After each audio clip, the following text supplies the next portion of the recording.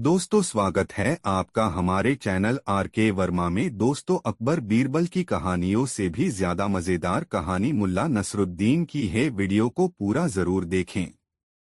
एक गरीबों का दाता बहुत मजेदार कहानी। दीवार के पास बैठे वे सभी लोग मजलूम और जरूरतमंद थे। सभी के चेहरों पर मुर्दनी सी छाई हुई थी। अपने आप को धूल में कलाबाजियां खिला देने के एवज में जो गालियां मुल्ला नसरुद्दीन गधे को देना चाहता था, वे उसके होठों में ही रह गईं। वह उनकी ओर देखकर हंस दिया। उसने सोचा कि इससे पहले कि लोग उस पर हंसे, उसे खुद ही अपने आप पर हंसना चाहिए। इसलिए वह हंसा, ठठाकर हंसा, फिर उन लोगों की ओर आंख मारकर बोला, वाह वाह! क्या आप लोग बता सकते हैं कि मैंने कितनी कलाबाजियां खाई? भई मैं तो गिन नहीं सका। फिर हंसते हुए ही उसने अपने गधे की पीठ थपथपाई और उसे संबोधित करते हुए बोला, अरे शैतान! तुझे तुझे ऐसी शरारतें क्यों सूझती हैं? हालांकि उसका मन चाह रहा था कि इस गधे की जमकर धुनाई करे, मगर नहीं, वह चाहकर भी ऐसा नहीं कर सका और उन लोगों से मुखातिब होकर बोला, जरा सी नजर बचाते ही शैतानी कर देता है। कहकर वह फिर हंसने लगा।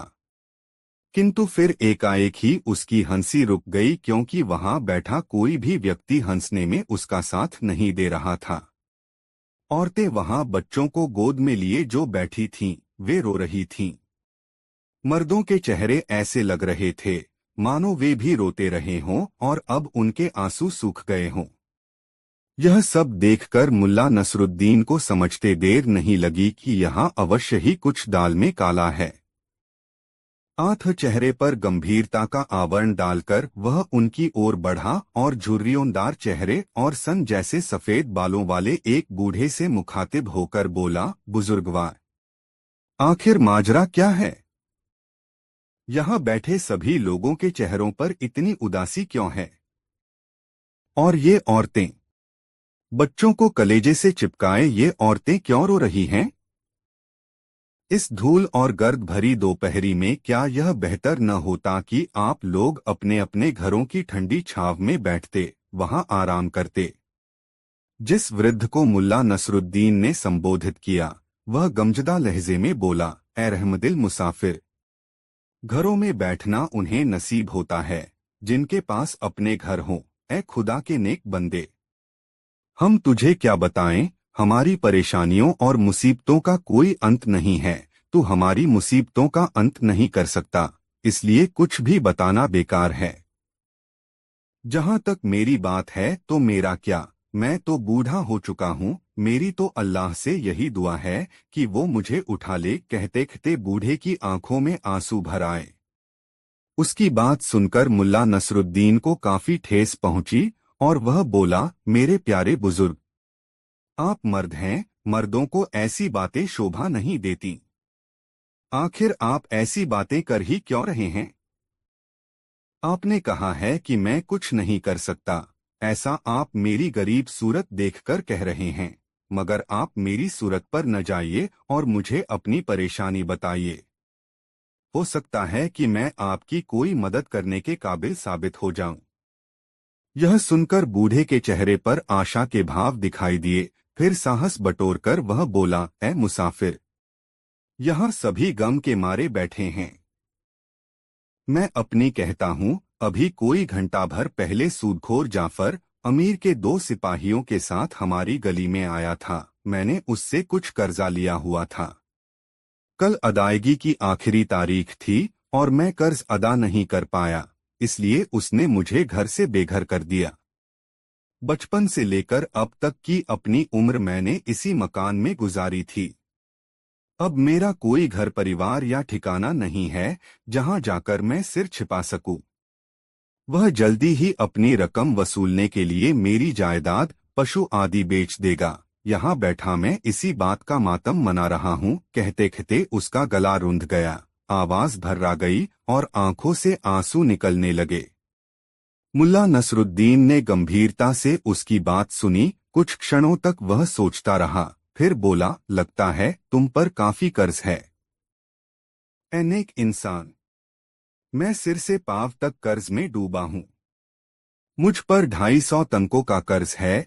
मुल्ला नसरुद्दीन तुरंत अपने गधे की ओर पलटा और गधे की जीन से थैला खोलते हुए बोला, 250 तंकों की मामूली रकम के लिए भी भला कोई रोता है। आप चिंता न करें बुजुर्गवार, यह लीजिए 250 तंके और फौरन उस सूदखोर का कर्जा चुकाइए और उसे लात मारकर अपने घर से निकाल दीजिए। फिर बाकी का जीवन अल्लाह का नाम लेकर मजे से गुजारिए। सिक्कों की खनखनाहट सुनकर वहां मौजूद सभी के चेहरों पर नया जीवन सा दिखाई देने लगा। ऐसा लगा जैसे उन्हें कोई जीवनदायी औषधि मिल गई हो। उधर बूढ़ा हैरान और परेशान था। अचंभे से उसकी आंखें फैली हुई थीं। 500 तंके ए रहमदिल फरिश्ते, मुझे सूदखोर के 500 तंके देने हैं। ए दोस्त, इस मुसीबत में भी तुम्हें दूसरों का ध्यान है। इससे जाहिर है कि तुम एक नेकदिल और सज्जन इंसान हो। मगर मैं भी अल्लाह का नाम लेकर सवाब की राह पर निकला हूँ। ए दोस्त, मैं तुम्हें और तुम्हारे बच्चों को कल गुलामों के बाजार में नहीं बिकने दूंगा। अल्लाह का यही हुक्म है कि मैं तुम्हारी मदद करूं। फैलाओ झोली और उसकी रहमत कबूल करो। और फिर मुल्ला नसरुद्दीन ने अपने थैले का अंतिम सिक्का तक उसकी झोली में डाल दिया। उस व्यक्ति की आंखों में खुशी के आंसू उमड़ आए। फिर उठकर उसने उसे गले से लगा लिया। वातावरण का सारा तनाव जैसे हवा में मिलकर उड़न छू हो गया हो। सभी के चेहरों पर खुशी की चमक दिखाई देने लगी। तभी वह संतराश बोला, आप तो बड़े मजे से अपने गधे से उछले और मुल्ला नसरुद्दीन के गधे से गिरने के क्षण को याद करके सभी हंस पड़े। बच्चे भी मुस्कराने लगे। मुल्ला नसरुद्दीन भी जोर से हंस पड़ा। हंसते हंसते वह बोला, अरे भाई, आप लोग इस गधे को नहीं जानते कि यह किस किस्म का शैतान है। यह एक नंबर का पाजी है। तभी बीमार बच्चे वाली औरत बोली, नहीं नहीं, इस गधे के विषय में ऐसा न कहिए। यह इस संसार का सबसे नेक और अक्लमंद गधा है। इस जैसा गधा इस दुनिया में न हुआ है और न होगा। मैं तो चाहती हूं कि तमाम उम्र इस गधे की सेवा करती रहूं। इसे खाने के लिए सबसे अच्छा अनाज दूं। इसका खुरैरा करूं, कंघी से इसकी पूंछ संवारूं। रहम दिल मुसाफिर, इसमें गुलाब की तरह मलाइयां ही मलाइयां भरी पड़ी हैं। यदि यह उछलकर खाई पार करके तुम्हें अपनी पीठ से गिरा न देता और सीधा सीधा पुल से गुजर जाता तो तुम शायद हमारी तरफ देखे बिना ही अपनी राह पर चले जाते।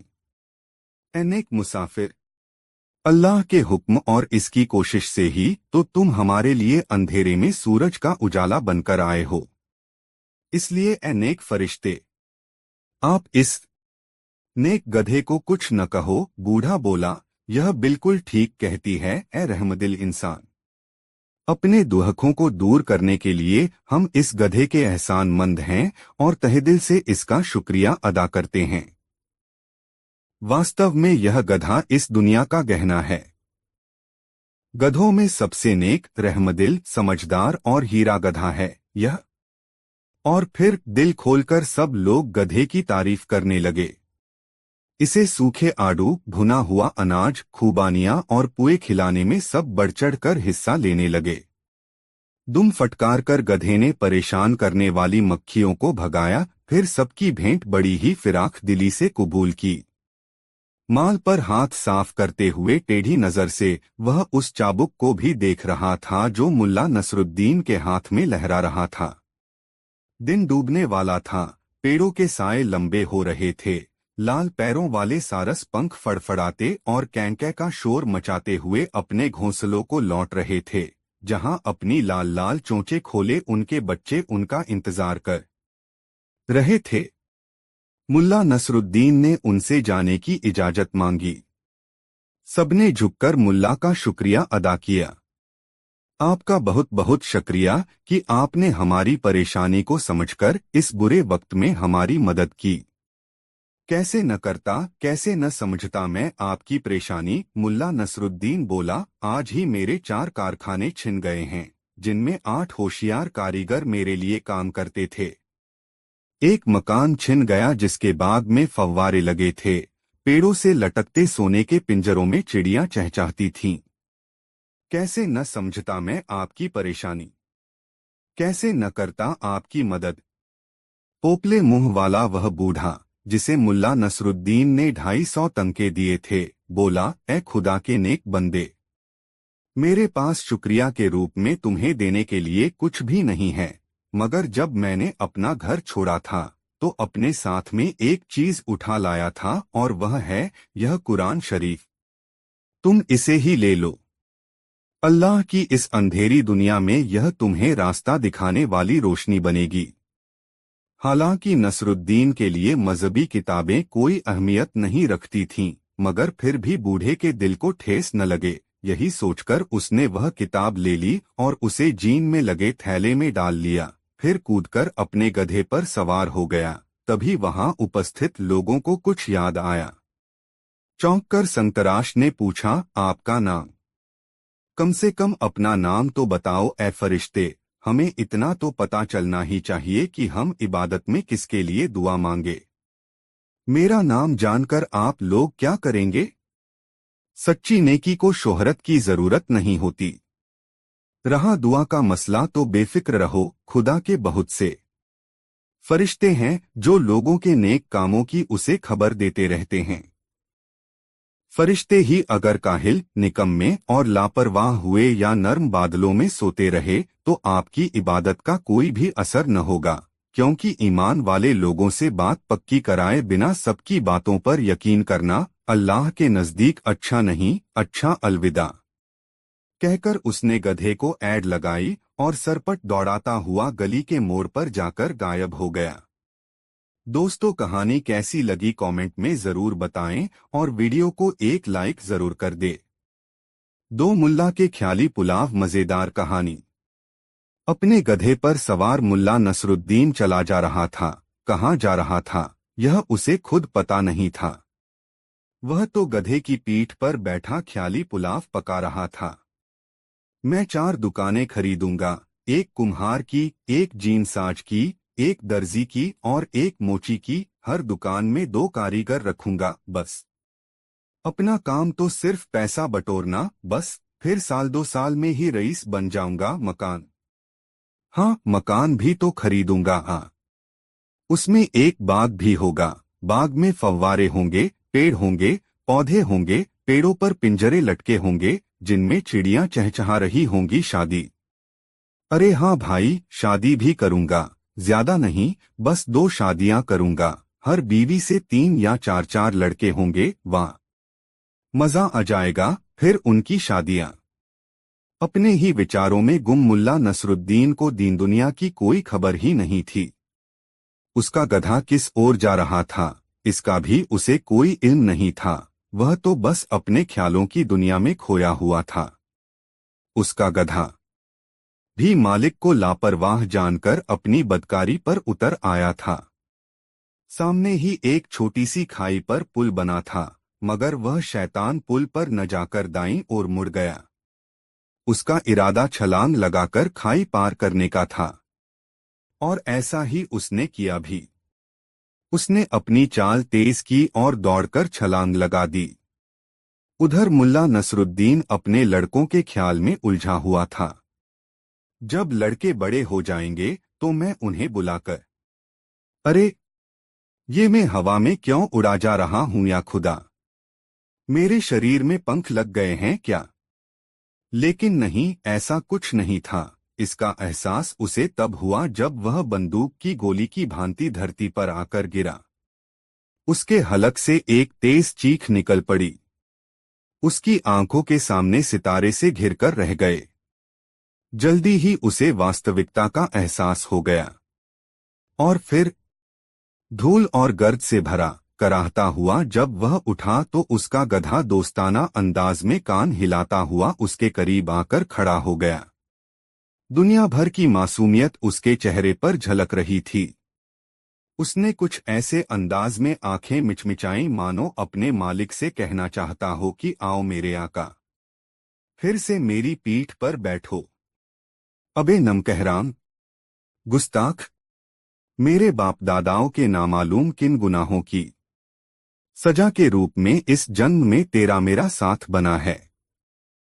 या मेरे खुदा, इस लकड़बग्घे, न जाने मुल्ला नसरुद्दीन उसे अभी कितनी गालियां और देता कि तभी उसकी नजर वहीं एक टूटी हुई दीवार के पास बैठे कुछ लोगों पर पड़ी और वह खामोश हो गया।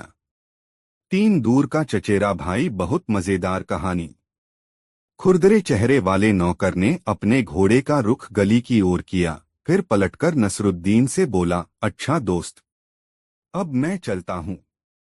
तुम मुझे मिले ही नहीं, न जाने तुम्हें जमी खा गई या आसमान निगल गया। वैसे आज हमने बड़े सवाब का काम किया है। हाँ मेरे मेहरबान, भले और वफादार नौकर, तुम्हें सचमुच अपने मालिक की रूह की कितनी चिंता है। तुम एक दिन मुल्ला नसरुद्दीन की टक्कर के हो जाओगे। मुल्ला नसरुद्दीन का नाम सुनते ही नौकर के कान खड़े हो गए। उसकी आंखें चमकने लगीं। वह घोड़े की लगाम खींचकर तेजी से नसरुद्दीन के करीब आया और बोला, तुम उसे कैसे जानते हो? जानता कहाँ हूँ, यूं ही उसका जिक्र सुना था, मुल्ला नसरुद्दीन ने कहा, और दिल ही दिल में यह भी सोचा कि यह खुरदरा इतना सीधा नहीं है। वह उसके कुछ और करीब आ गया और बोला, तुम्हारा उससे क्या रिश्ता है? जरूर तुम उसके परिवार के किसी आदमी से परिचित हो। नहीं, ऐसी बात नहीं है। मैंने तो उसका सिर्फ नाम ही सुना है, बाकी उसके घर के किसी सदस्य से मेरा कोई संबंध नहीं है। मुल्ला नसरुद्दीन ने सहज भाव से कहा। सुनो, मैं तुम्हें एक रहस्य की बात बताता हूँ, किसी पे जाहिर न करना, मैं उसका दूर का चचेरा भाई हूँ। हम दोनों बचपन में साथ साथ ही रहते थे। नसरुद्दीन अच्छी तरह समझ गया कि वह जासूस है, अतः वह चुप रहा। खुरदरे की बात सुनकर उसने उसे गहरी नजरों से देखा जरूर, मगर किसी किस्म की कोई प्रतिक्रिया जाहिर नहीं की। वह पुनः बोला, इस जालिम अमीर ने उसके वालिद, 2 भाइयों और 2 चाचाओं को बड़ी बुरी मौत मरने पर मजबूर किया था। कैदखाने में उन पर बड़े जुल्म ढाए गए थे। इस दफा भी नसरुद्दीन चुप रहा। अमीर के सभी मंत्री पागल और सिरफिरे हैं। वह फिर बोला, इंसान के पीछे पड़े हैं जो सबका भला चाहता है। उस नेक नौकर की आंखों में लालच की चमक थी। उसका काम ही यह था कि धर्म की खिलाफत और तख्त से बगावत करने वाली विचारधारा के लोगों को वह गिरफ्तार हो जाओ और अच्छा नाम खींचो। तुम नसरुद्दीन के विषय में कुछ बोलो मेरे भाई। मैं उससे मिलने के लिए, उसके हालात जानने के लिए बेकरार हूँ। लेकिन मुल्ला नसरुद्दीन ने तो जैसे होंठ सी लिए थे। अपने अमीर के विषय में मैं क्या कहूँ, एक तीर उसने और छोड़ा, पक्के उल्लू हैं। यह भी पक्के तौर पर नहीं कहा जा सकता कि अल्लाह का वजूद है ही। मुल्ला का दिल चाहा कि उसे एक करारा जवाब दे, लेकिन उसने मुंह नहीं खोला। अब खुरदरा नौकर बिल्कुल हताश हो गया। अपनी कोई तरकीब कारगर न होते देख उसे गुस्सा आ गया। उसने न जाने किसको भद्दी सी गाली दी, फिर घोड़े को ऐड लगाकर लगभग छलांगे लगाता हुआ गली से पार हो गया। वातावरण में एक बार फिर खामोशी छा गई। घोड़े की टापों से उड़ी गर्द ही वातावरण में दिखाई दे रही थी। उसके जाने के बाद नसरुद्दीन मुस्कराया, तो मेरे संबंधी अभी भी जिंदा हैं। उस बुजुर्गवार ने ठीक ही कहा था, यहाँ तो कदम कदम पर जासूस भरे पड़े हैं। मुल्ला जी, जैसे अपने आप से ही उसने कहा, बड़ी होशियारी से काम लेना होगा। पुरानी कहावत है कि कसूरवार की जुबान सिर के साथ ही कलम की जाती है। और फिर उस दिन मुल्ला बेवजह शहर की सड़कों की खाक छानता रहा। वह कभी खुरदरे नौकर करको को कोसता कि कमबख्त बेवजह आधी रकम ले मरा, तो कभी कर अफसर और रईस के बीच दाढ़ी नोच लड़ाई की याद करके मुस्करा उठता। दोस्तों वीडियो कैसा लगा कमेंट में जरूर बताएं। 4 दोस्तों सराय के अंदर अजीब सा माहौल था। सुर्ख चेहरे वाला मोटा सा सराय का मालिक एक भिखारी नुमा व्यक्ति की गर्दन दबोचे उसे बुरी तरह झकझोर रहा था। भिखारी बेचारा डरासमा आंखों में खौफ लिए उससे अपनी गर्दन छुड़ाने का असफल प्रयास कर रहा था, लेकिन किसी भी सूरत में कामयाब नहीं हो पा रहा था। कुछ लोग इर्द-गिर्द खड़े तमाशा देख रहे थे। यह देखकर मुल्ला नसरुद्दीन भला कहाँ शांत रहने वाला था। वह आगे बढ़ा और सराय मालिक से मुखातिब होकर बोला, ना क्यों भई, क्या माजरा है? क्यों इस गरीब की चटनी चटनी बनाने पर तुले हो? छोड़ो छोड़ो इसे और पहले बताओ कि क्या किस्सा है। सुरखरू चेहरे वाले ने उसे झटककर इस प्रकार छोड़ा कि वह गिरते गिरते बचा। फिर बोला, यह भिखमंगा आवारा इंसान, अल्लाह करे इसकी नाक सड़ जाए, इसकी आंतों में कीड़े पड़ जाएं। यह तो सब खुदा की मर्जी पर है कि यह होगा या नहीं, मगर आगे का किस्सा तो बयान करो। मुल्ला नसरुद्दीन ने उसे डांटा। यह जलील उस वक्त मेरी दुकान में आया जब मैं सींग कबाब भून रहा था। इस उठाईगीर ने अपने कपड़ों में से एक रोटी निकाली और मेरी अंगीठी पर तब तक सेंकता रहा जब तक कि मेरे सींग कबाब की खुशबू इसकी रोटी में रचबस न गई। जब इसकी रोटी पूरी लज्जतदार हो गई तो इसने मजे से उसे खा लिया और जाने लगा। जब मैंने इससे रोटी सेकने की कीमत मांगी तो पूछिए इन सब से, यह कीमत देने से साफ मुकर गया। अब आप बताइए, मेरे सींग कबाब की खुशबू क्या हराम की थी जो यह रोटी में लपेटकर निगल गया। मुल्ला नसरुद्दीन की समझ में सारी बात आ गई। उसे समझते देर न लगी कि ये सुरखरू चेहरे वाला पक्का हरामी है। मन ही मन उसने सोच लिया कि इसे सबक सिखाना ही होगा। उसने उस गरीब से मुखातिब होकर पूछा, क्यों जी, क्या यह बात सच है? डर और परेशानी के मारे उसके मुंह से कोई बोल न फूटा। वह सहमा हुआ सा खड़ा एकटक उसका चेहरा देखने लगा। उसकी आंखों में ऐसे भाव थे जैसे जिबा होने से पहले बकरे की आंखों में दिखाई देते हैं। क्या तुम्हें इतना भी इल्म नहीं कि बिना कीमत चुकाए किसी की कोई भी चीज लेना गुनाह है? मुल्ला नसरुद्दीन की यह बात सुनकर सुरखरू सराय मालिक का चेहरा खिल उठा। भिखारी को संबोधित करके वह बोला, इस काबिल और इज्जतदार नेक बंदे की बात पर ध्यान दे शैतान। कुछ सुनाया नहीं तूने? मुल्ला नसरुद्दीन ने भिखारीनुमा व्यक्ति से पूछा, क्या तुम्हारे पास पैसे हैं? भिखारीनुमा व्यक्ति ने अपने लिबास में हाथ डालकर कुछ सिक्के निकालकर मुल्ला नसरुद्दीन के हाथ पर रख दिए। सराय मालिक ने अपना आधा फुट चौड़ा चर्बीदार पंजा नसरुद्दीन के आगे फैला दिया। ठहरो ठहरो, जरा तसल्ली रखो। मुल्ला नसरुद्दीन ने उसका हाथ पीछे हटा दिया और कहा, पहले जरा अपना कान मेरे करीब लाओ। सुरखरू सराय मालिक ने अपना दायां कान मुल्ला नसरुद्दीन के आगे कर दिया। मुल्ला नसरुद्दीन उसके कान के पास मुट्ठी करके सिक्के खनखनाने लगा। कैसी है इनकी खनखनाहट? बहुत खूब, बढ़िया, मजा आ गया। मुल्ला नसरुद्दीन ने सिक्के भिखारी को दे दिए और बोला, ऐ मेरे गरीब दोस्त, हिसाब बराबर हुआ, अब तुम जा सकते हो। क्या कहा? सराय मालिक के तेवर फौरन बदल गए। उसकी आंखें लाल होकर बाहर को उबल पड़ी। क्रोध से दहाड़ा, जा सकते हो, लेकिन मेरे पैसे तो मुझे मिले ही नहीं। ज्यादान बनो डॉट। इस बार मुल्ला नसरुद्दीन के गए, तुम्हें तुम्हारी खुशबू की पूरी कीमत मिल चुकी है। भी तेवर बदल। कैसे कैसे मिल चुकी? सुरखरू चेहरे वाला चिल्लाया। फिर लोगों को संबोधित करते हुए बोला, देख रहे हैं आप लोग कैसी गुंडागर्दी हो रही है यहाँ, और आप लोग चुप हैं? ठहरो, मैं तुम्हें समझाता हूँ। आप भी सुनिए। मुल्ला नसरुद्दीन ने तमाशबीनों से कहा, हाँ तुम्हारा हिसाब बराबर इस प्रकार हो गया दोस्त कि इसने तुम्हारे सींग कबाब की खुशबू सूंघी सूंघी न हो। सींग कबाब खाए तो नहीं? नहीं। बदले में तुमने इसके सिक्कों की खनखनाहट सुन ली और यह भी कहा कि मजा आ गया। कहा था कि नहीं? कहा था। तो बस हिसाब बराबर। वाह वाह, मरहबा मरहूबा। लोग मुल्ला नसरुद्दीन की तारीफ करने लगे। क्या इंसाफ किया है। सराय का मालिक अग्नेय नेत्रों से मुल्ला नसरुद्दीन को घूर रहा था।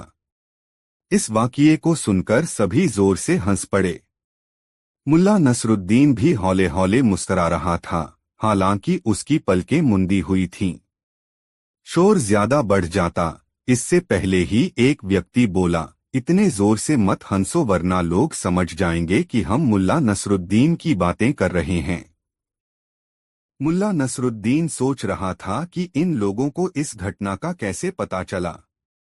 यह घटना बगदाद में नहीं बल्कि इस्तांबुल में घटी थी। फिर इन बगदादियों को इसकी भनक कैसे पड़ी। तभी मवेशियों के व्यापारी ने कहा, अब एक किस्सा मैं भी सुनाता हूँ। हाँ हाँ सुनाओ। सुना जाता है कि फिर उसकी आंखों के सामने यह घटना फिल्म के दृश्यों की भांति सजीव हो उठी। दोस्तों वीडियो कैसा लगा कमेंट में जरूर बताएं। 3 मौलाना हुसैन बने नसरुद्दीन, नई मजेदार कहानी। लड़ाई लगभग शांत हो चुकी थी। अधिकांश नागरिक अपने अपने घरों में जा चुके थे। सैनिक बाजार के चप्पे चप्पे पर फैल चुके थे। बहुत से लोग गिरफ्तार हुए थे। अधिकांश बाजार बंद हो चुका था। इक्का दुक्का छोटी मोटी दुकानें ही खुली हुई थीं। उधर अमीर ने दरबार की आपातकालीन सभा बुलाई हुई थी। मरघट जैसा सन्नाटा सभा में छाया हुआ था। हर छोटा बड़ा अधिकारी वहां मौजूद था, मगर सभी के चेहरों पर डर, दहशत और आशंका के साए लहरा रहे थे। अमीर अपने शानदार तख्त के सामने पीठ पर दोनों हाथ बांधे बड़ी बेचैनी से चहलकदमी कर रहे थे। एक और प्रधानमंत्री बख्तियार और अरसला बेग खड़े थे। उन दोनों के चेहरों पर फटकार सी बरस रही थी। दिल ही दिल में वे मुल्ला नसरुद्दीन को करोड़ों गालियां बक चुके थे। इसके बावजूद भी गालियों का सिलसिला जारी था। एकाएक अमीर रुके और सब पर एक दृष्टि डालकर बोले, यहाँ जो भी कुछ हुआ या हो रहा है सब आप लोगों के सामने है। अब आप लोगों की क्या राय है। इस मुसीबत से कैसे छुटकारा पाया जाए, यह सवाल हम पहली बार नहीं कर रहे हैं। सब मौन थे, कोई कुछ न बोला। सब सिर झुकाए बैठे रहे। उन्हें खामोश देखकर एकाएक अमीर की मुखमुद्रा बदल गई। उनके चेहरे पर भूकंप के से भाव दिखाई देने लगे। अब तो कई लोगों की जुबानें तालू से जा लगीं, हलक सूख सूख गए। सबसे बुरा हाल बख्तियार और अरसला बेग का था। मुल्क में अमन चैन का पूरा दारोमदार उन्हीं पर था। मगर इससे पहले कि अमीर कोई सख्त हुक्म जारी करते कि एक कर्मचारी उनके सम्मुख हाजिर हुआ और बोला, आका का इकबाल बुलंद रहे। महल के फाटक पर एक अजनबी आया हुआ है जो खुद को बगदाद का आलिम मौलाना हुसैन बताता है। उसका कहना है कि मौलाना हुसैन। अमीर ने उसकी पूरी बात सुने बिना ही हुक्म दंदनाया, उन्हें अदब के साथ भीतर लाया जाए। कर्मचारी चला गया। अमीर के चेहरे का तनाव तेजी से कम होने लगा। उनके चेहरे पर विश्वास के ऐसे चिन्ह दिखाई देने लगे मानो अब उनकी सारी परेशानियां दूर होने वाली हों। कुछ देर बाद आलिम मौलाना हुसैन लगभग दौड़ता हुआ दरबार में आया। ऐ मेरे आका, इस जगत के चांद सूरज, दुनिया के सरताज, अमीर आजम, यह गुलाम आपके लिए दुआ करता हुआ रात दिन सफर करके एक बड़े खतरे से आगाह करने आया है। अमीर मुझे बताएं कि क्या आजकल कोई नई औरत आपके जीवन में आई है या आने वाली है। क्या अमीर उससे मिले हैं। क्या कहा औरत। अमीर ने तख्त पर बैठे बैठे बेचैनी से पहलू बदला। हाँ, एक औरत लाई तो गई है, मगर हम अभी उससे मिले नहीं, बल्कि इरादा बना रहे हैं। खुदा का शुक्र है। खुदा का लाख लाख शुक्र है। मुल्ला नसरुद्दीन ने राहत की सांस ली, फिर उठा और दोनों हाथ आसमान की ओर उठाकर बोला, अल्हम्दुलिल्लाह। अल्लाह ने विद्वता और गंभीरता का सितारा डूबने से बचा लिया। मैं अमीर आजम को बता देना चाहता हूं कि कल रात सितारों व ग्रहों की स्थिति ऐसी थी जो कि उनके लिए काफी खतरनाक थी। इस नाचीज गुलाम ने, जो कि अमीर के कदमों की धूल चूमने के काबिल भी नहीं, सितारों की चाल देखकर यह पता लगाया है कि जब तक सितारे शुभ घरों में दाखिल न हो जाएं, तब तक अमीर को किसी भी औरत के संपर्क में नहीं आना चाहिए। साथ ही यह भी सच है कि यदि आप ज्योतिष शास्त्र की चेतावनी का अपमान करते हैं तो आपकी बर्बादी सुनिश्चित है। यह तो अल्लाह का शुक्र है कि मैं सही समय पर पहुंचकर आपको सावधान कर सका। अमीर ने बीच में ही उसे टोका, तुम कहना क्या चाहते हो मौलाना हुसैन? मुल्ला नसरुद्दीन भी अपनी किस्म के एक ही शख्स थे। पूरे आत्मविश्वास से वह बोलते चले गए, मेरे आका, मुझे इस बात की बड़ी खुशी है कि मैं ठीक समय आपको सचेत करने आ पहुंचा हूं। मैं आज के दिन अमीर को किसी औरत को छूने से रोक सका, मेरे आका। मैंने सारी प्रजा को गमगीन होने से बचा लिया। मुल्ला नसरुद्दीन प्रसन्नता और आत्मविश्वास का ऐसा प्रदर्शन कर रहा था कि अमीर को उसकी बात पर विश्वास करना ही पड़ा। जब मुझे अमीर आजम का हुक्म मिला कि मैं उन्हें अशुभ ग्रह नक्षत्रों के अनिष्टकारी प्रभाव के विषय में सचेत करूं, तो मुझे बड़ी खुशी हुई और मैं जरूरी तैयारियां करके तुरंत ही बुखारा के लिए चल दिया। मैंने चलने से कई दिन पहले अमीर की जन्मपत्री तैयार की और उसी समय से अमीर की खिदमत में जुट गया। कल जैसे ही मैंने खगोल नक्षत्रों की जांच की तो पता चला कि वे अमीर के लिए अशुभ व अनिष्टकारी राशि में हैं। सितारा अलशुला, जो डंक की अलामत है, सितारा अलकल्ब, जो दिल का सूचक है, के मुकाबले गर्दिश में है। आगे मैंने 3 सितारे अनलगफ, जो कि औरत के नकाब की अलामत हैं, 2 सितारे अलिकलील, जो कि ताज की अलामत हैं, तथा 2 सितारे अशरतान, जो सींग की अलामत हैं, देखे। मुल्ला नसरुद्दीन एक पल के लिए रुका, फिर कई गहरी सांसें लीं और दरबार का जायजा लिया। सभी दम साधे उसकी बकवास सुन रहे थे। वह धारा प्रवाह इस प्रकार बोले जा रहा था मानो बहुत बड़ा आलिम हो। मैंने मंगल को देखा, जो मंगल ग्रह का दिन है, तथा यह दिन शुक्रवार के खिलाफ बड़े लोगों व अजीम शख्सियतों की मौत का सूचक है। अमीरों के लिए बड़ी ही बदशगुनी का प्रतीक है। यह सब बुर्ज और रास देखकर मैं समझ गया कि ताजपोश अमीर की मौत के डंक का खतरा बना रहेगा यदि वह किसी औरत के नकाब को छुएगा।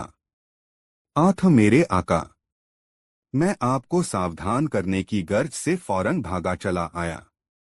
मैंने रात दिन दौड़ाकर 2 ऊंट मार डाले, बाद में मैं बाकी रास्ता पैदल तय करके यहाँ पहुंचा हूँ। अमीर अत्यधिक प्रभावित दिखाई देने लगे।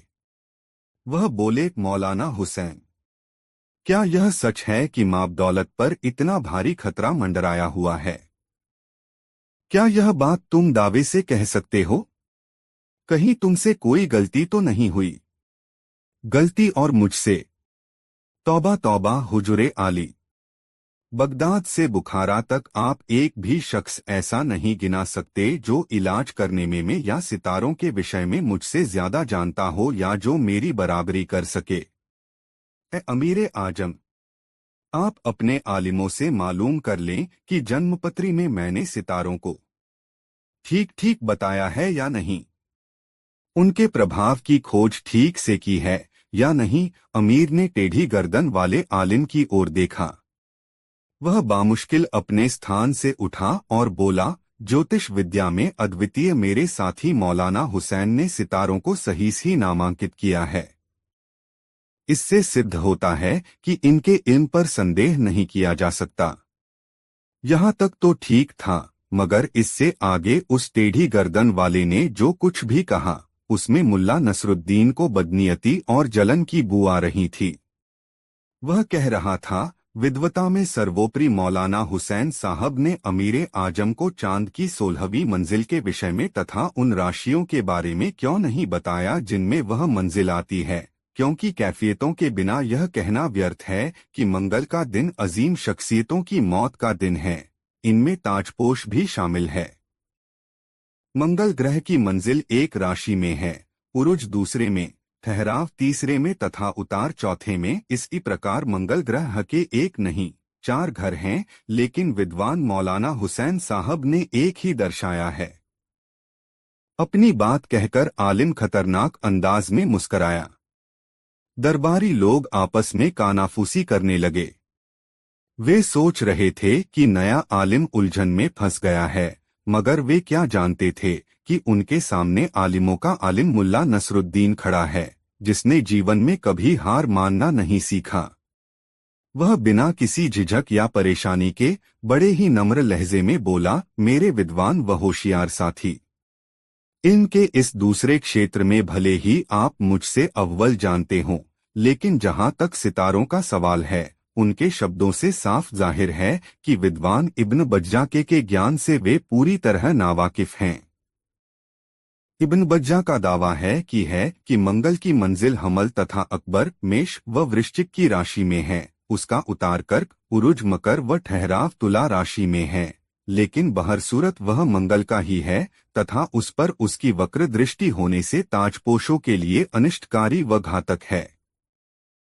इस प्रकार धारा प्रवाह रूप से बोलते वक्त मुल्ला नसरुद्दीन को इस बात की तनिक भी परवाह नहीं थी कि वह सही बोल रहा है या गलत। वह तो जानता था कि ऐसे मौकों पर बड़बोले और बातूनी लोगों की ही जीत होती है। वह आलिम के साथ भिड़ने के लिए पूरी तरह तैयार था, लेकिन आलिम उसकी चुनौती स्वीकार न कर सका। दरबारी उल्टे उसे ही घूरने लगे, क्योंकि मुल्ला नसरुद्दीन के धारा प्रवाह बोलने से वे काफी प्रभावित दिखाई दे रहे थे।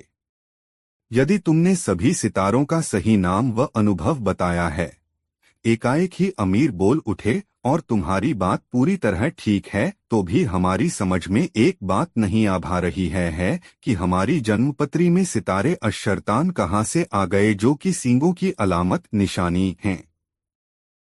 मौलाना हुसैन, तुमने वास्तव में ठीक समय पर आकर हमें सचेत किया है, क्योंकि आज सवेरे ही एक जवान लड़की हमारे हरम में लाई गई है। हम उससे मिलने की तैयारी। नहीं मेरे आका, नहीं, एकाएक ही खौफजदा होते हुए मुल्ला नसरुद्दीन चीखा, उसे अपने ख्यालों से ही दूर कर दीजिए। आपके लिए तो उसके बारे में सोचना भी गुनाह है। जिस प्रकार चीखकर असभ्य तरीके से वह अमीर को संबोधित कर रहा था, हालांकि वह दरबारी सभ्यता के विपरीत था, किंतु वह जानता था कि इस प्रकार का नाटक करके ही वह अमीर के अधिक निकट पहुंच सकता है। इसे अमीर के प्रति उसकी वफादारी ही माना जाएगा। इस प्रकार उसने अमीर से उस लड़की को न छूने की पूरी गर्मजोशी से आरजू मिन्नत की। वह बोला, ऐ मेरे अमीर आजम, मैं चाहता हूं कि मुझे आंसुओं का दरिया बहाना न पड़े और न ही गम का काला लिबास पहनना पड़े। मौलाना हुसैन के इस परामर्श से और परामर्श देने के ढंग से अमीर अत्यधिक प्रभावित दिखाई देने लगे। वह बोले, मौलाना हुसैन, घबराओ मत, तसल्ली रखो, हम अपनी रियाया के दुश्मन नहीं हैं जो हम उसे आंसू बहाने पर मजबूर करें। हम तुम्हें विश्वास दिलाते हैं कि हम अपने जीवन की पूरी हिफाजत करेंगे, क्योंकि हमारा जीवन हमारी रियाया की अमानत है। मेरा विश्वास करो कि तुम्हारी सलाह के बिना हम उसका तो क्या, किसी भी औरत का मुंह नहीं देखेंगे। फिर उन्होंने हुक्का गुड़गुड़ाया। उसके बाद हुक्के की नली आलिम की ओर बढ़ा दी। नए आलिम ने सिर झुकाकर तहेदिल से अमीर की इस मेहरबानी को कबूल किया। यह देखकर सभी दरबारी ईर्ष्या से जल उठे। प्रधानमंत्री बख्तियार और सेनापति अरसला बेग तो ऐसा महसूस कर रहे थे जैसे उन्हें भरे दरबार में नंगा कर दिया गया हो। तभी अमीर ने ऐलान किया, माबदौलत नए आलिम मौलाना हसैन को अपने राज्य का विद्वान शिरोमणि मुकर्रर करने की मेहरबानी करते हैं। उनकी विद्वता तथा ज्ञान, साथ ही माबदौलत के प्रति वफादारी लोगों के लिए मिसाल है। अमीर बोलते जा रहे थे और दरबार के मुहर्रिर तेजी से रजिस्टरों पर अपनी कलम चला रहे थे। फिर अमीर ने सभी दरबारियों को संबोधित किया, जहां तक तुम लोगों का सवाल है, माबदौलत अपनी सख्त नाराजगी जाहिर करते हैं। इसका सबसे बड़ा कारण यह है कि मुल्ला नसरुद्दीन द्वारा फैलाए गए खतरों के अतिरिक्त भी माबदौलत के सिर पर मौत का खतरा मंडरा रहा था, जिसकी तरफ तुम में से किसी ने भी उंगली उठाई। मौलाना ना हुसैन, जरा इन न मुखों के इन मुखा चेहरे तो देखो, बिल्कुल गधे नजर आते हैं। वास्तव में पूरी दुनिया में किसी भी बादशाह ने ऐसे लापरवाह मंत्री न रखे होंगे। मौका अच्छा था, मुल्ला नसरुद्दीन ने फौरन आग में घी डाला। आप बिल्कुल ठीक कहते हैं आलमपना। मैं तो यह भी कहना चाहता हूं कि इन मुखों के चेहरों पर नेकी और ईमानदारी की झलक भी दिखाई नहीं देती। ये लोग चोर हैं, सबके सब चोर। अमीर ने पूरे आत्मविश्वास और क्रोध से कहा, ये दिन रात हमें लूटते रहते हैं। हमें महल की हर चीज पर नजर रखनी पड़ती है। बादशाह होकर हमें खुद अपनी छोटी छोटी वस्तुओं की हिफाजत करनी पड़ती है। ये लोग अक्सर हमारी कोई न कोई वस्तु गुम कर देते हैं। आज सुबह ही हम अपना रूमाल बाग में भूल आए। मौलाना हुसैन, हमें बताते हुए बड़ी शर्म आ रही है कि आधा घंटा भी नहीं लगा इन्हें वह रूमाल गायब करने में। तुम तो समझ ही गए होगे न मौलाना कि आखिर यह गंदी और गिरी हुई हरकत किसने की होगी। अमीर बोल रहे थे और मुल्ला नसरुद्दीन की पैनी नजरें दरबारियों पर थिरक रही थीं। रूमाल का जिक्र आते ही उसने टेढ़ी गर्दन वाले आलिम को नजरें चुराते देखा। फिर उसने बड़ी सफाई से अपने लिबास की दाहिनी जेब दबाई। मुल्ला नसरुद्दीन की पारखी नजरों से उसकी यह हरकत छुप न सकी। वह बड़ी तसल्ली से अपने स्थान से उठा। धीरे धीरे चलता हुआ आलिम के पास पहुंचा। फिर बड़ी सफाई से उसके लिबास की जेब में हाथ डालकर उसने वह रूमाल खींच लिया जो सोने के तारों से कढ़ा हुआ था। अमीरे आजम, क्या इसी रूमाल के खो जाने पर आप दुखी हैं? यह देखकर आश्चर्य और भय के मारे सभी दरबारी सत्ते में आ गए। नया आलिम वास्तव में ही खतरनाक प्रतिद्वंद्वी सिद्ध हो रहा था। यह टेढ़ी गर्दन वाला वही आलिम था जिसने मुल्ला नसरुद्दीन का विरोध किया था और अब पहले ही झटके में मुल्ला नसरुद्दीन ने उसे तबाह कर दिया।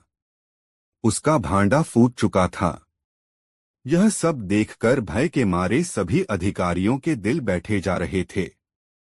यह देखकर अमीर गरजकर बोले, वाकई मौलाना हुसैन, वाकई तुम बड़े काम के आदमी हो। अल्लाह गवाह है, यही हमारा रूमाल है। तुम कमाल के आदमी हो मौलाना हुसैन। फिर वह दरबारियों की ओर पलटे, आखिर तुम रंगे हाथों पकड़े ही गए। तुम लोगों ने हमारा बड़ा नुकसान किया है, मगर अब एक धागा भी तुम लोग नहीं चुरा पाओगे। जहां तक इस गंदे चोर का सवाल है, इसके पूरे शरीर के बाल नोचकर इसके तलवों में 100 बेंत मारे जाएं। इसे नंगा करके उल्टा गधे पर बैठाया जाए तथा चोर चोर कहते हुए इसे सारे शहर में घुमाया जाए। बादशाह का हुक्म सुनते ही अरसला बेग ने सैनिकों को इशारा किया। अगले ही पल सिपाहियों ने आलिम को दबोच लिया, फिर धकेलते हुए बाहर ले गए। आलिम बुरी तरह चीख चिल्ला रहा था। बाहर सिपाही उस पर बुरी तरह पिल रहे थे। इस मौके पर जिस किसी सिपाही को उससे कोई खंदक थी, वह बढ़-चढ़ कर हिस्सा ले रहा था। कुछ देर बाद जब उसे दरबार में पेश किया गया तो वह बिल्कुल नंगा था तथा उसके शरीर के सारे बाल नुचे हुए थे। वह बड़ा ही भद्दा और कुरूप नजर आ रहा था। उसका पूरा शरीर खून से लहूलुहान था। ऐसा लगता था कि उसी दाढ़ी और साफे ने ही आज तक उसकी बदकारी और बदनीयती को छिपा रखा था। ऐसी शक्ल वाला व्यक्ति गुंडा, बदमाश और चोर ही हो सकता था। इस पाजी को मेरी नजरों के सामने से दूर करो, इसके साथ वैसा ही सुलूक किया जाए जैसा हमारा हुक्म है। अगले पल सैनिक उसे किसी जानवर की भांति थकियाते हुए बाहर ले गए। अमीर उसके जाने के बाद काफी देर तक नए आलिम से बातें करते रहे। दरबारी शांत भाव से खड़े या बैठे थे। उन सभी के चेहरों पर हवाइयां सी उड़ रही थीं और अब तो वे नए आलिम से नजरें तक मिलाने से कतरा रहे थे। सबसे बुरी हालत प्रधानमंत्री बख्तियार की थी।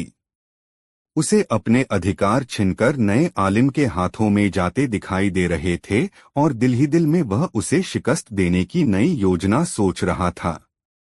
अभी मौलाना हुसैन उर्फ नसरुद्दीन और अमीर के बीच सफर आदि की बातें चल ही रही थीं कि तभी एक पहरेदार दौड़ता हामफता वहां आया और चीखते हुए बोला, अमीर आजम को मालूम हो कि राज्य में अशांति फैलाने वाले मुल्ला नसरुद्दीन को गिरफ्तार कर लिया गया है। क्या? अमीर उछलकर खड़े हो गए। उसे फौरन दरबार में हाजिर किया जाए।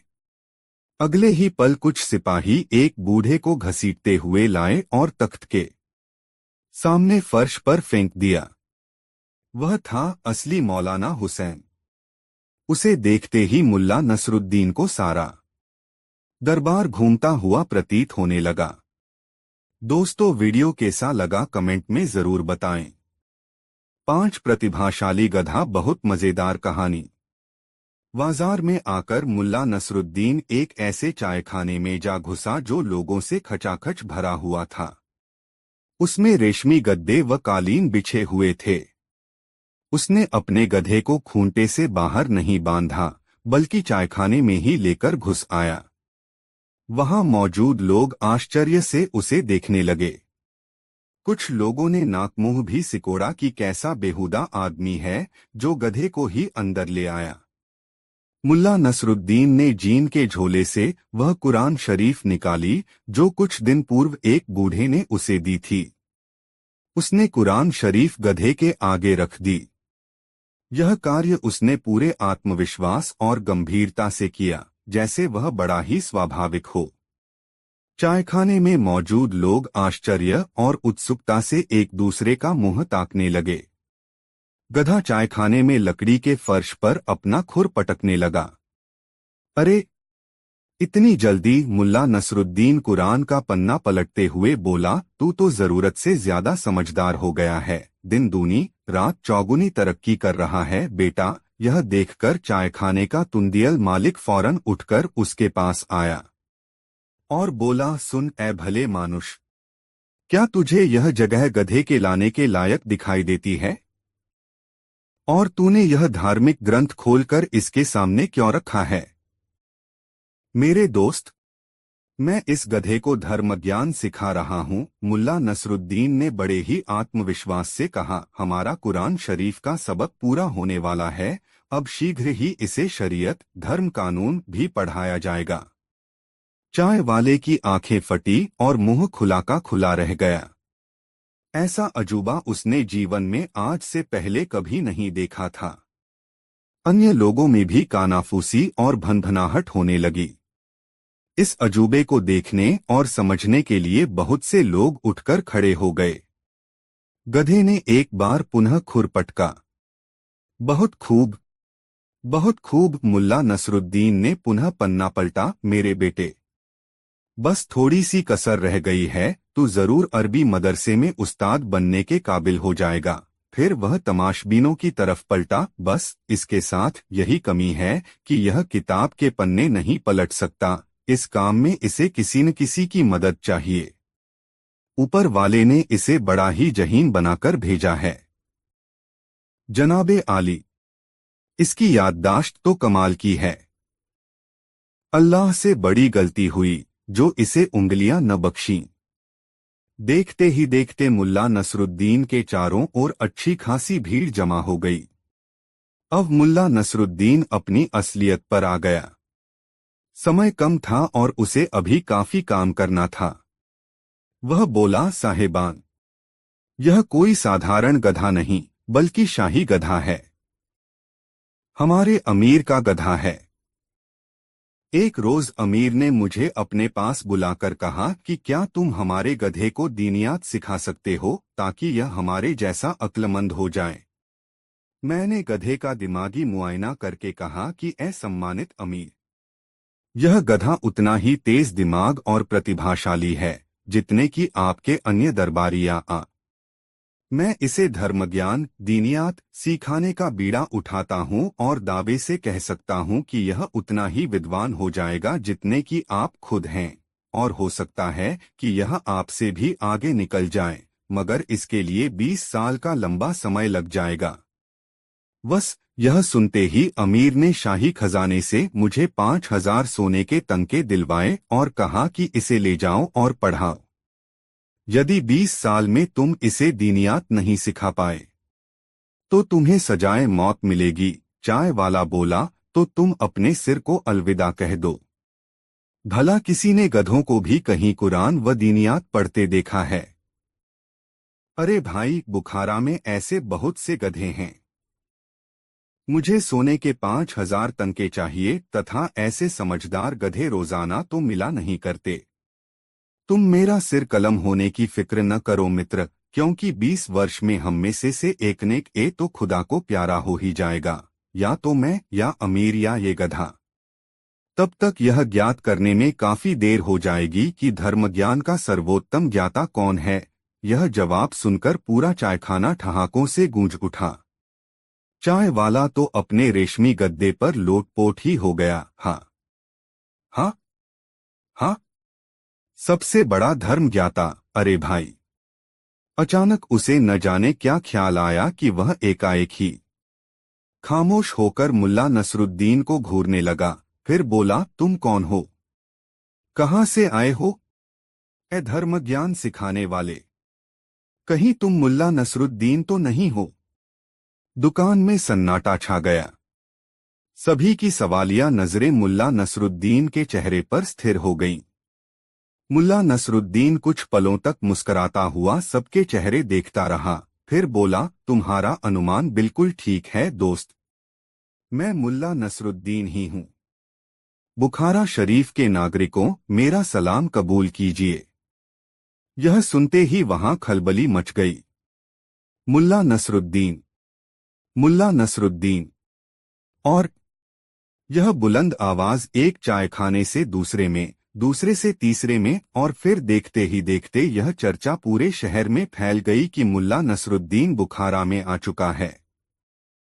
प्रत्येक स्थान, प्रत्येक गली कूचे में सिर्फ और सिर्फ एक ही चर्चा थी, मुल्ला नसरुद्दीन की चर्चा। दूर दूर के लोग चायखाने में आकर एकत्रित हो गए थे। ताजिक, उज्बक, तुर्कमानी, तातर, जर्जियाई वहां एकत्रित होकर जोर जोर से चिल्लाकर अपने प्यारे नसरुद्दीन, खुशमिजाज व हास्य प्रिय नसरुद्दीन का स्वागत कर रहे थे। भीड़ बढ़ने के बाद किसी ने एक गट्ठर बढ़िया किस्म की घास गधे के आगे लाकर डाल दी। किसी ने जई का ढेर लगा दिया और किसी ने एक बाल्टी साफ पानी उसके आगे रख दिया। मुल्ला नसरुद्दीन बाहर चायखाने की बरसाती में आ गया। उसने अपने चाहने वालों को सलाम करके उनका हार्दिक अभिनंदन किया, फिर एक तख्त पर खड़ा होकर बोला, बुखारा के नागरिकों, मैं आप सबका तहे दिल से स्वागत करता हूं। आप लोगों से मिलकर मेरा मन खुशी से नाच उठा है। हम पूरे 10 वर्षों के बाद मिल रहे हैं। मैं जानता हूं कि आपके दिलो दिमाग में बहुत से सवाल कौंध रहे हैं। ऐ मेरे प्यारे देशवासियों, मैं आपके सवालों के जवाब गीत गा कर देना चाहता हूं, कहकर उसने पास ही रखा मिट्टी का एक घड़ा उठा लिया, उसका पानी फेंककर खाली किया और उसे बजा बजाकर गीत गाने लगा। मुल्ला नसरुद्दीन ने जब से होश संभाला था तब से वह अमीरों, सूदखोर आदि के अत्याचारों को गीतों के रूप में गा कर जनता के सामने रखता था। अपनी कविताओं और गीतों में उसने अमीर और सूदखोरों पर करारे व्यंग्य कसे थे। अंत में वह लोगों से कहता कि जिस प्रकार एक रोज पाप का घड़ा फूटता है, उसी प्रकार अमीर का घमंड भी एक न एक दिन अवश्य ही चूर चूर हो जाएगा और जनता को उसके अत्याचारों से मुक्ति मिलेगी। यह कहकर वह घड़े को धरती पर पटककर चूर चूर कर देता था। इस बार भी गीत की समाप्ति पर उसने ऐसा ही किया। फिर जनता से मुखातिब होकर बोला, दोस्तों, नयाज कुम्हार को सूदखोर और अमीर के बेरहम फैसले से बचाने की कोशिश करनी चाहिए, उसकी मदद करनी चाहिए। आप लोग मुल्ला नसरुद्दीन को भली भांति जानते हैं कि वह सही समय पर लोगों का कर्ज चुका देता है। क्या कोई मुझे कुछ समय के लिए 400 तनके दे सकता है? यह सुनकर एक भिश्ती तेजी से आगे बढ़ा और बोला, भाई मुल्ला नसरुद्दीन, हम गरीबों के पास भला इतना धन कहाँ है? हमारा सारा धन तो भारी भारी कर चुकाने में ही चला जाता है, लेकिन मेरा यह नया पटका आप ले लो, शायद इससे कुछ मिल जाए। यह कहकर उसने अपना नया पटका मुल्ला नसरुद्दीन के कदमों में डाल दिया।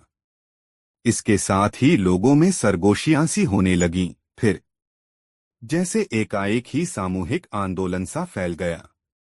देखते ही देखते उसके कदमों में पगड़ी, पटके, रुमाल, जूते और बर्तनों आदि का ढेर लगने लगा।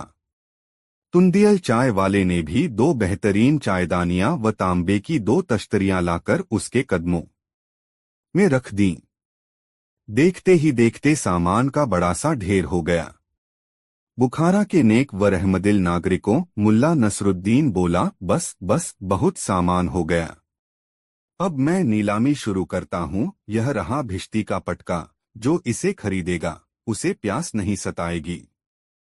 ये रहे कुछ मरम्मत किए पुराने जूते जो कि मक्का हो आए हैं। इन्हें पहनने वाले को जियारत, तीर्थ यात्रा का सुख मिलेगा। ये सभी सामान बहुत सस्ते में बिक रहा है, जल्दी करो। मुल्ला नसरुद्दीन चिल्ला रहा था, मगर जनता गुमसुम सी चुपचाप खड़ी थी। अमीर और सूदखोर के अत्याचारों से दुहकी जनता की जेब खाली थी। दोस्तों, यह कहानी आपको कैसी लगी कमेंट में जरूर बताएं। ऐसी और कहानी सुनने के लिए हमारे चैनल आरके वर्मा को सब्सक्राइब जरूर कर ले और यह वीडियो अपने मित्रों को जरूर शेयर करें। वीडियो देखने के लिए धन्यवाद।